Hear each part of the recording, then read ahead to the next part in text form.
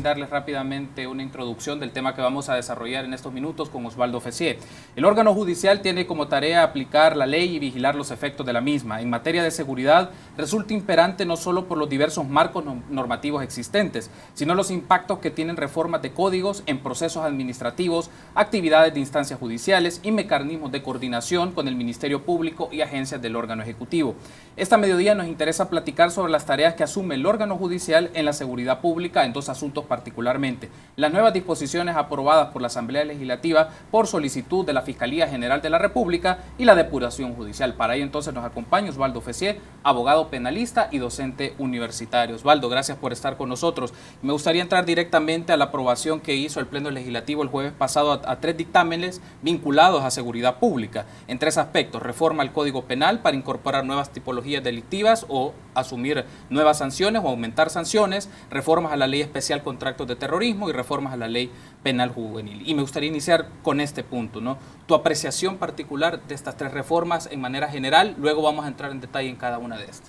Bueno, yo creo que a manera general se trata de reformas que, aunque suponen algunas nuevas actividades delictivas o nuevas descripciones que se adicionan al Código Penal, no modifican en mucho ni lo que dice el Código Penal, ni la tendencia general que se viene manejando en materia de política penal en nuestro país. Se trata básicamente de reformas que, digamos, los delitos nuevos, lo único que vienen a hacer es como a retomar refritos o partes de delitos que ya se encontraban en el Código Penal y regulan lo que vendría a ser una especie de nueva figura. Eso es quizás lo más novedoso. De ahí en lo demás es esencialmente lo mismo: agravar algunos tipos penales, incrementar nuevas penas, crear como nuevas modalidades dentro de tipos penales que ya existían. No es algo muy distinto a lo que hemos estado viendo en los últimos años.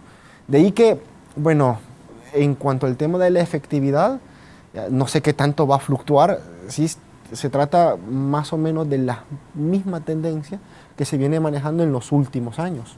Osvaldo, quiero aprovechar entonces que entremos en detalle luego de dar tu primera valoración en términos generales. Mencionabas que no es nada nuevo y siempre pone en debate el tema de la efectividad. Particularmente hablemos sobre el caso de reformas al Código Penal que incorporan nuevas tipologías pero también aumentan penas. Y esto es este es el interrogante que te quiero hacer. Se habla de aumentar penas y eso te lleva al interrogante siguiente: ¿esto permite garantizar una mejor actuación de las autoridades de manera inmediata en defensa de los derechos fundamentales de las personas? Te lo consulto porque esa es la argumentación que está en los considerandos tanto del dictamen y que luego se ven en las expresiones jurídicas. Sí, no, yo creo que va a ser definitivamente muy difícil de que se trate de reformas que sustancialmente vayan a generar ya una mejora en la seguridad de la población.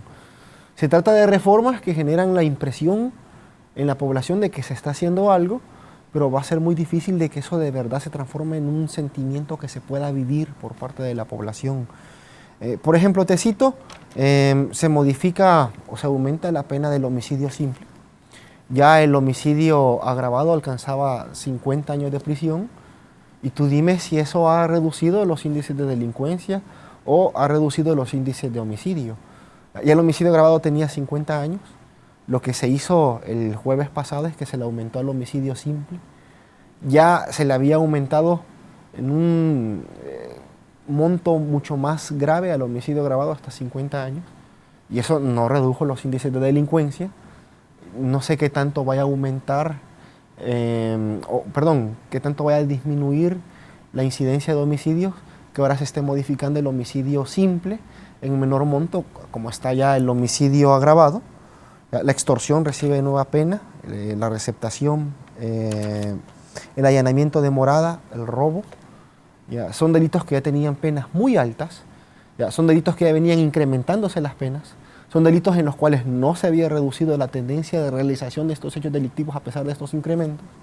El jueves se incrementan aún más, que nos puede hacer pensar a nosotros que con estos incrementos, a diferencia de los otros, ahora sí vamos a ver resultados. ¿Cuál es Entonces, es muy difícil, es muy difícil. Osvaldo, me deja este interrogante, ¿cuál es la racionalidad que está intrínseca a esta aprobación de estas cosas? Es decir, ¿para qué entonces aumentar la cantidad en el caso de tipificaciones delictivas si eso no necesariamente lo podés relacionar con disminución de las condiciones de inseguridad o disminución de actos delincuenciales?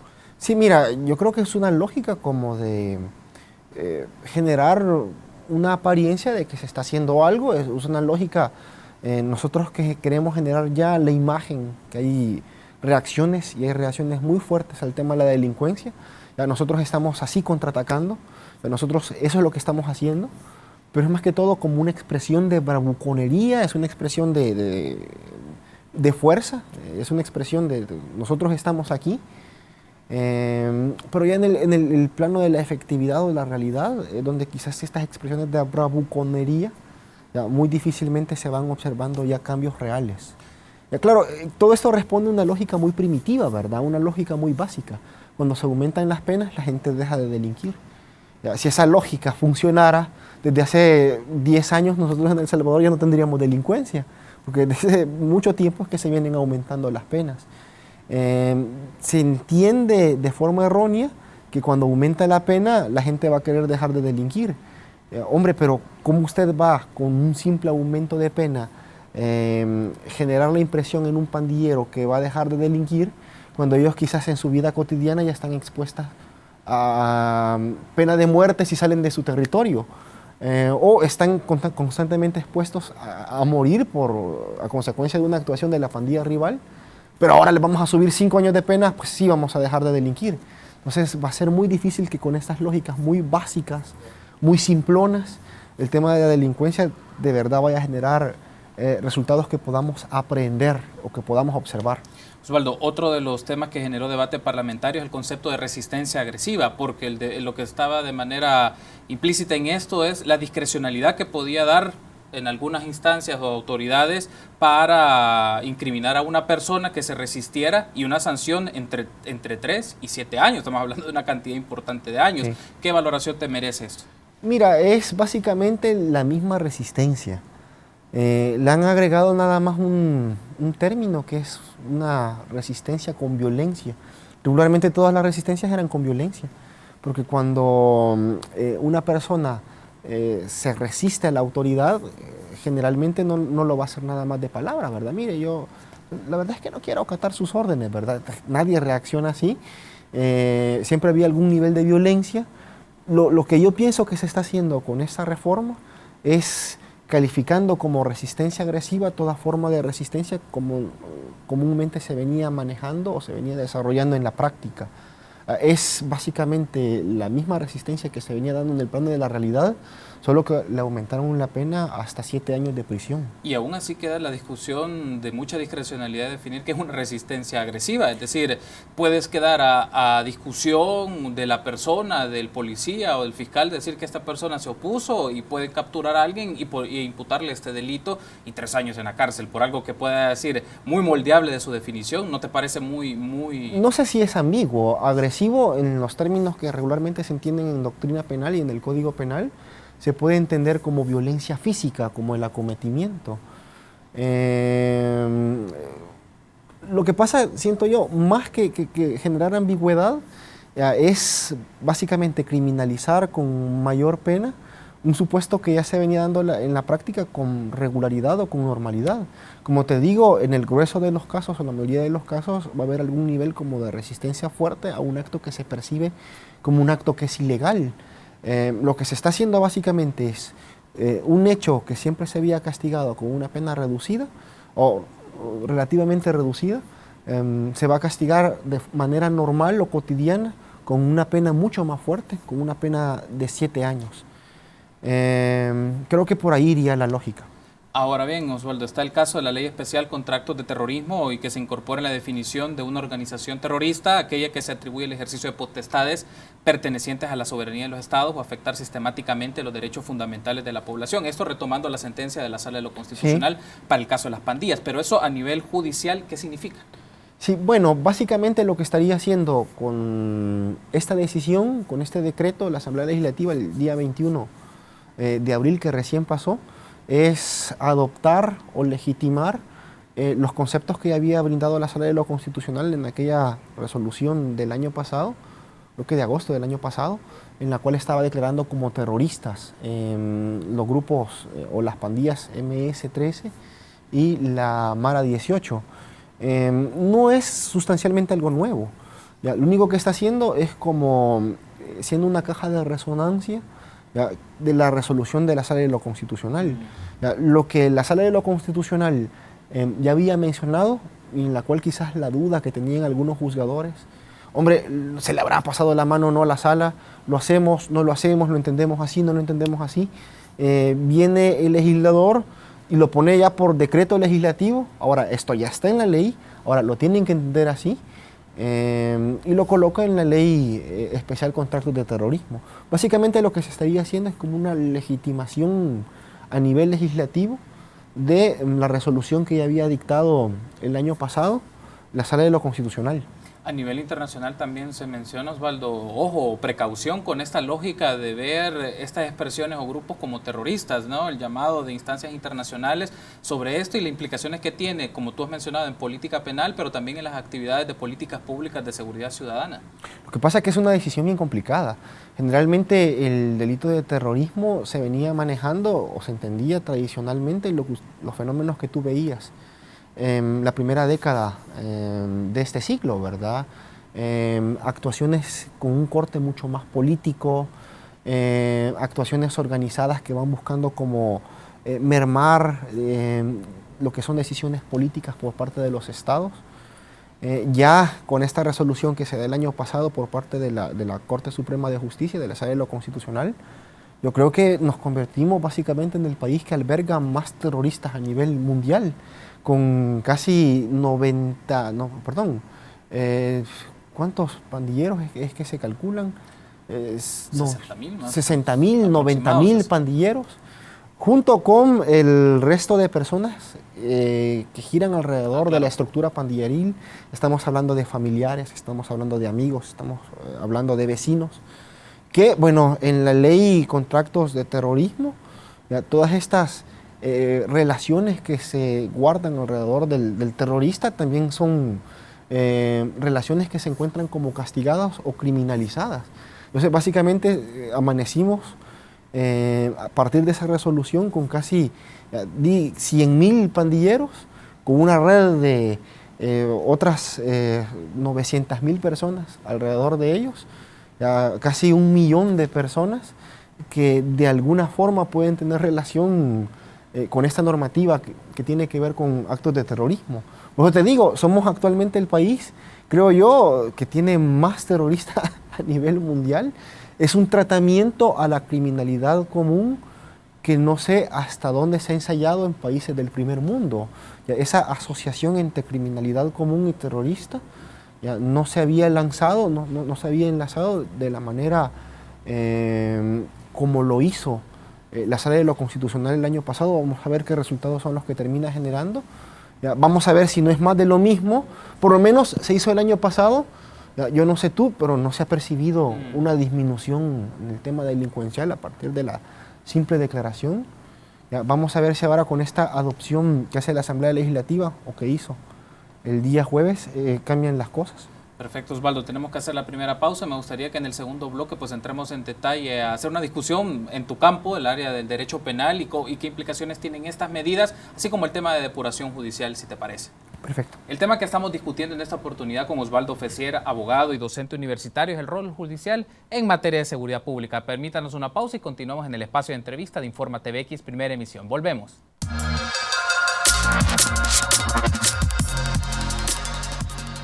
Gracias por su preferencia y continuar con nosotros en Informa TVX Primera Emisión. En el espacio de entrevista este martes 26 de abril estamos hablando el rol del órgano judicial en materia de seguridad pública. Me acompaña Osvaldo Fessier, docente universitario y abogado penalista. Retomando entonces la entrevista, Osvaldo, ahora me parece oportuno que pongamos en la discusión Otro aspecto, ¿no? Jueces también reaccionaron y daban como uno de esos posicionamientos que se hubiese requerido una mayor discusión, no solo entre los diputados en el espacio legislativo, también consultas a los aplicadores de la ley. ¿Cuál es tu reacción sobre esto? Porque efectivamente ellos son los que pueden aplicar con estas interpretaciones o más bien con estos cambios que se hacen en la normativa penal, estas áreas que quiere intervenir el Ministerio Público y el gobierno a través del Ministerio de Seguridad.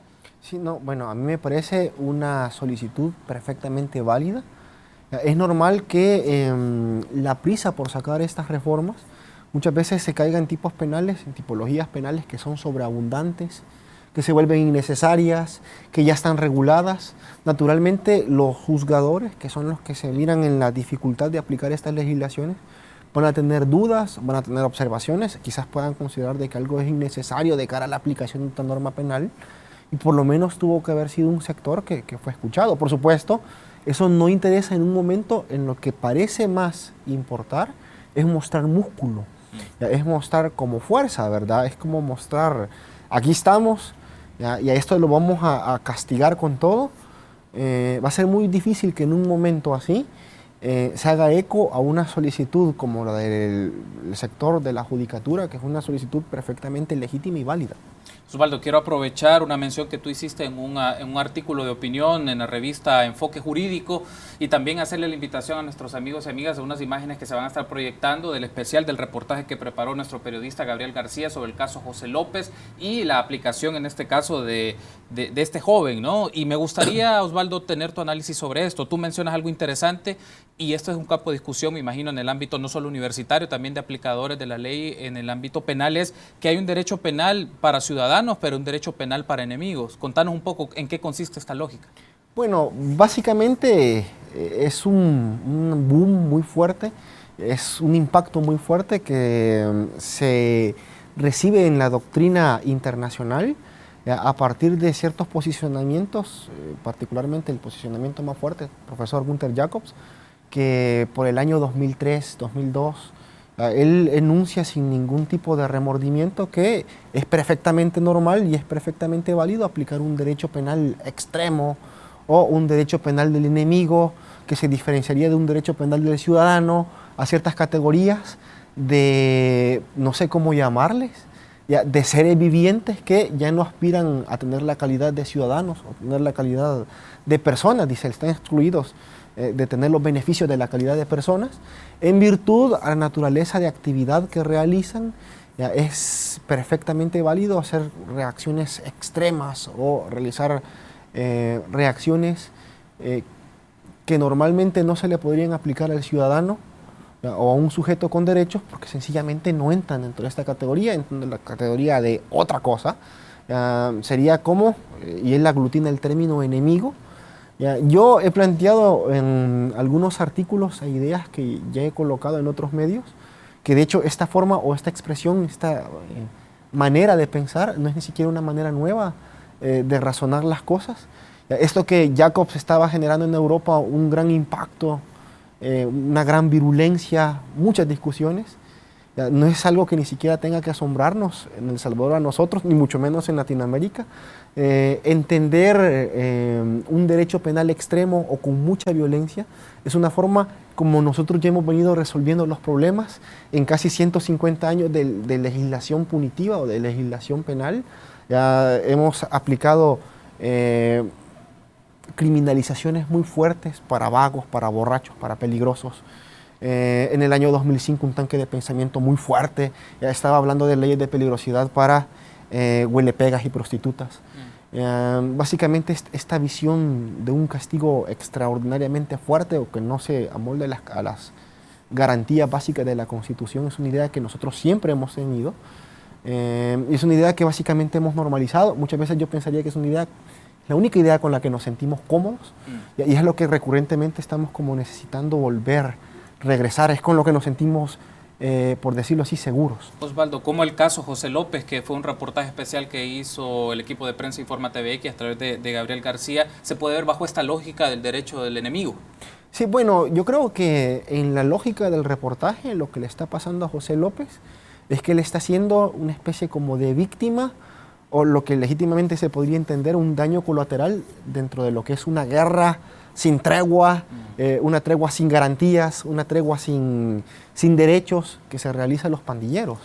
Y acuérdate que cuando tú ves a una persona y la reduces a un enemigo o lo reduces a algo menos que una persona, tú te puedes ir con todo contra ellos, tú les puedes hacer la guerra. Y en una guerra es perfectamente válido razonar o entender que pueden haber daños colaterales. Yo incluso me he topado con opiniones o comentarios en redes sociales que perfectamente legitiman el trato violento y irracional que pueden recibir personas, no porque han sido pandilleros, sino porque parecen pandilleros. No, hombre, es que esto es una guerra contra la delincuencia. Y una guerra contra la delincuencia se tiene que ganar a como de lugar. Y una guerra a la delincuencia es perfectamente válido, hasta normal que hayan... Sí, claro, no puedes hacer un huevo estrellado, no puedes hacer una torta sin quebrar un par de huevos, ¿verdad? Te puede decir, en esta lógica, un dicho que viene de otros contextos, se mira como perfectamente normal. Claro, es válido cuando no es de uno del que están hablando, ¿verdad? Ya si le preguntan, mire, ¿y usted entonces validaría de que lo trataran así para justificar este tipo de lógicas que busquen efectos? Ahí donde quizás ya la gente se pone a pensar, bueno, sí, es que está bien que se lo apliquen a otro, ¿verdad? Pero ya que me lo apliquen a mí o que se lo apliquen a un familiar, ahí sí quizás yo pienso que ya no está tan bien, ¿verdad?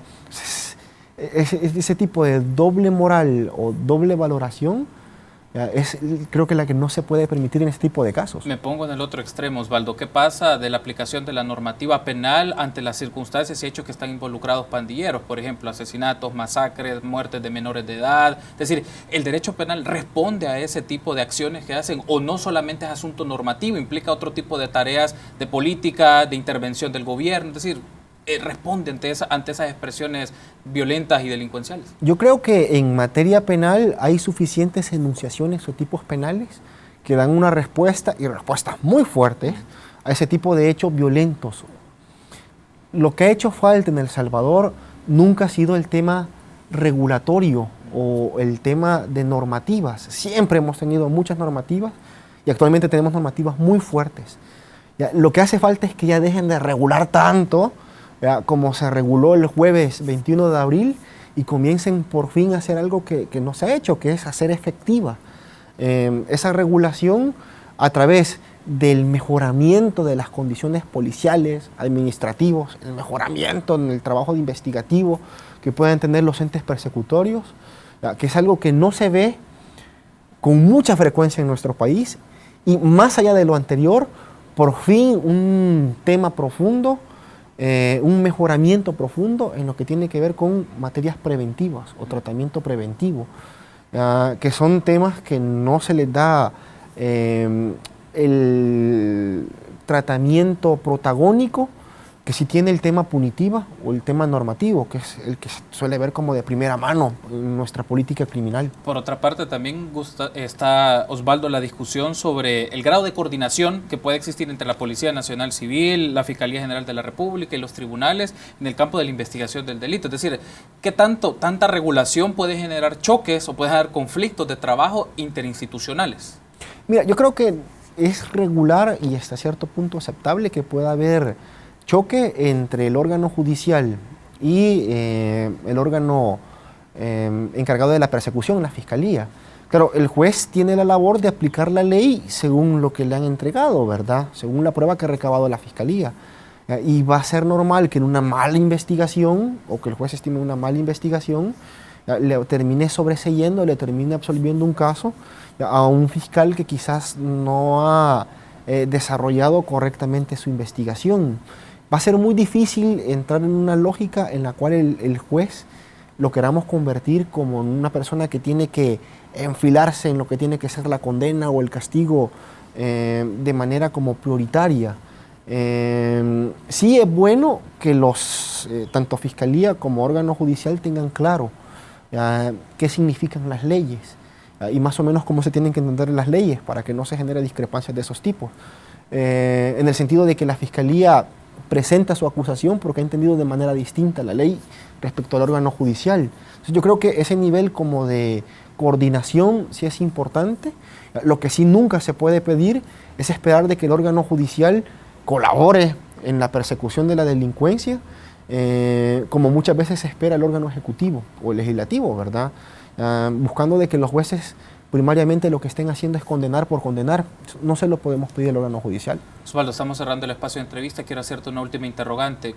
¿Cómo entra la variable de depuración judicial? También está en discusión el caso de jueces que puedan tener vínculos o acercamientos con grupos delincuenciales. En este momento está en discusión el caso de una ex jueza de vigilancia penitenciaria por favorecer a 17 pandilleros brindando órdenes de libertad sin verificar que a algunos le faltaba cumplir algunas condenas. Es decir, entra en la discusión cómo esta variable de depuración judicial también puede permitir un mejor seguimiento e investigación de estos casos y una sanción de los mismos. Sí, definitivamente, independientemente de cualquier afirmación que yo pueda sostener sobre el órgano judicial y su labor con el tema de la delincuencia, independientemente de las valoraciones anteriores, yo creo que el órgano judicial siempre ha tenido una deuda muy fuerte en el tema de depuración judicial, y esa es ciertamente una forma en la que puede contribuir, no sé si en el tema de la lucha contra la delincuencia, pero sí en el tema de la corrupción, del abuso de poder, y digo que siempre ha sido una deuda. Porque, bueno, yo estaba viendo en el año 2015 las investigaciones periodísticas nos estaban más o menos ilustrando de 1.169 casos, por ahí creo, de casos acumulados en el órgano judicial en los que nunca se da la autorización para que la Fiscalía pueda procesar. Tú sabes que en delitos oficiales, para que se pueda procesar a un juez, se requiere que la Corte en pleno lo autorice. Ese proceso está estancado desde hace mucho tiempo, 1.100 y algo casos en el año 2015, casos en muchas ocasiones con retrasos de hasta 20 años, de procedimientos que vienen, de jueces que son señalados y que la Corte no autoriza para que se pueda hacer una persecución penal. Esa sin duda ha sido siempre una enorme tarea pendiente, una deuda muy fuerte que ha tenido el órgano judicial. Lo peor es que el entrampamiento o el cuello de botella generalmente está en los magistrados. La presidencia de la Corte Suprema de Justicia, que yo entiendo que es parte del trámite para lo que tiene que ver con la depuración, y en la Corte en pleno, que se sacan o se terminan sacando muy pocos casos. Y ese cuello de botella ha generado una acumulación de casos que sin duda alguna podría darnos luz o podría contribuir de manera muy significativa en lo que tiene que ver con la depuración en casos de corrupción. Osvaldo, gracias por habernos acompañado esta mediodía. Seguramente nos encontraremos para seguir analizando desde el campo penal el tema de la seguridad pública. Bueno, siempre las órdenes, siempre muy agradecido. Ojalá mis valoraciones hayan servido de algo para generar un debate productivo a nivel nacional. Seguramente así ha sido. Me acompañó Osvaldo Fessier, docente universitario y abogado penalista. Estuvimos hablando del tema del rol judicial en materia de seguridad pública. Permítanos una pausa y continuamos con más en Informa TVX Primera Emisión.